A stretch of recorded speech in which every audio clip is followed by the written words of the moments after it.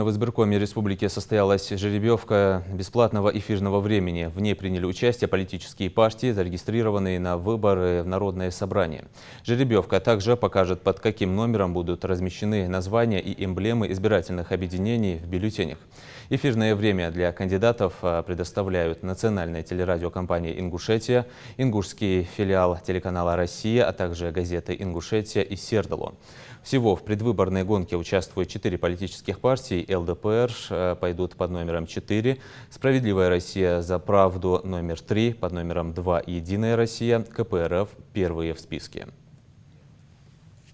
17, 18, 19 на территории Республики Ингушетия будут проходить выборы депутатов Государственной Думы Российской Федерации, Федерального собрания 8-го созыва и депутатов Народного собрания Республики Ингушетия 7-го созыва.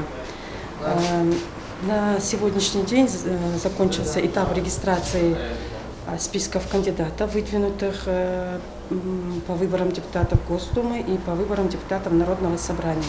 На территории Республики Ингушетия по выборам депутатов Народного собрания зарегистрированы 4 списки 4 региональных отделений политических партий. Это региональное отделение политической партии ЛДПР, списки в количестве 37 кандидатов. Ингушского республиканского отделения КПРФ списки кандидатов в количестве 36 кандидатов. Списки Ингушского регионального отделения политической партии «Единая Россия» в количестве 59 кандидатов.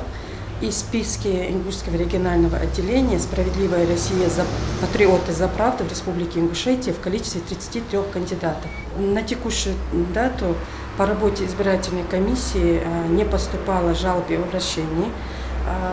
И проведение сегодняшней жеребьевки претензий от избирательных объединений к работе избирательной комиссии и к работе телерадиокомпании не было.